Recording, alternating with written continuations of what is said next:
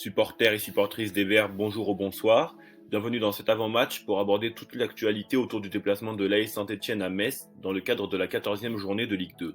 Tout d'abord, l'arbitre de la rencontre a été désigné par la fédération et il s'agit d'Olivier Thual, un arbitre de 46 ans. S'il n'avait pas encore arbitré la SSE et Metz depuis le début de saison, l'arbitre originaire de Bretagne connaît très bien les Verts. En effet, le premier match des Verts qu'il a arbitré s'est tenu en 2002, c'était déjà en Ligue 2 et face à Châteauroux. Ce lundi, ça va être le 30e match des Verts qu'Olivier Thual va arbitrer. Dans l'histoire, il a déjà officié lors de 2 rencontres entre les Verts et les Grenats. C'était en Ligue 1 en 2005 et en 2017. Le bilan est de 1 match nul et 1 victoire pour les Verts. Pour ce qui est de son bilan à l'arbitrage cette saison, M. Thual a arbitré 3 matchs de Ligue 2 jusqu'alors et a distribué 13 cartons jaunes et 1 carton rouge. Toujours concernant la discipline, 7 Stéphanois sont sous la menace d'une suspension automatique.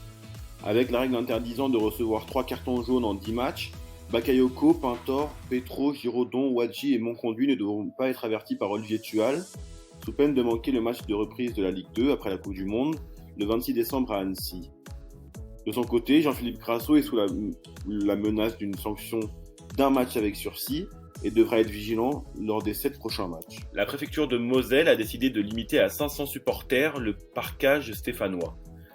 Les supporters de la SSE ont déjà connu diverses restrictions depuis le début de saison, que ce soit Dijon, Quevilly, Pau ou encore Sochaux. Mais cette fois, il est important de noter que les supporters stéphanois vont être de retour au stade Saint-Symphorien après 3 ans d'interdiction pure et simple de déplacement. C'est sans doute la grosse info de la semaine dans l'actualité stéphanoise. Mercredi, le Progrès nous a appris que le jeune attaquant de 22 ans Charles Hadi a été coupable d'un accident à l'entrée du centre d'entraînement il y a 2 semaines. À bord d'une voiture, le jeune attaquant formé au club a percuté un pylône électrique. Le club a alors décidé de le soumettre à 2 examens alcoolémie qui se sont tous 2 révélés positifs. La semaine dernière, le joueur a été reçu par la direction et lui a été signifié une mise à pied immédiate. Dès lors, interdiction pour lui de venir au centre Robert Herbin. Mardi, la commission juridique de la LFP va statuer sur l'affaire, mais le club ne songerait pas à un licenciement de son jeune attaquant. Un prêt au mercato hivernal est privilégié et un retour au sein de la réserve d'ici là. Jean-Philippe Crasso a été sélectionné pour la 2e fois consécutive avec les éléphants ivoiriens, entraînés par Jean-Louis Gasset et Ghislain Printemps, 2 anciens de la Maison Verte. Il fait partie des 24 joueurs sélectionnés pour affronter lors de matchs amicaux le Burundi et le Burkina Faso les 16 et 19 novembre prochains.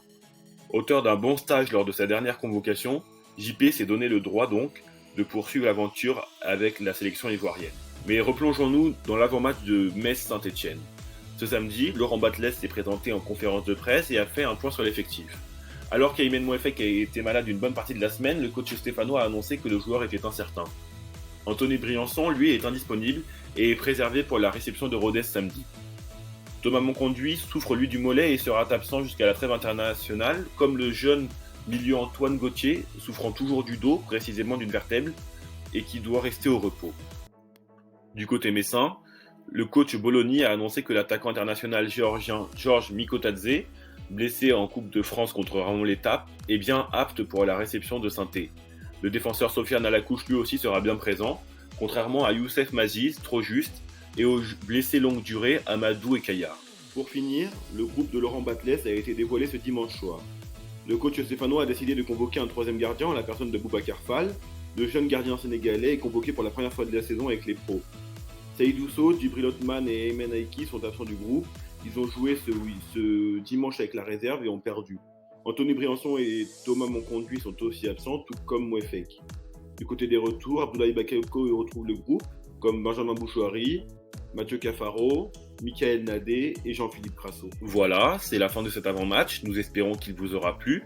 On se retrouve ici sur YouTube dès mercredi matin pour le replay du Saint-Étienne Club et le week-end prochain pour un nouvel avant-match en prévision du dernier match avant la trêve contre Rodez. D'ici là, on espère évidemment une victoire des Stéphanois et comme toujours, allez les Verts!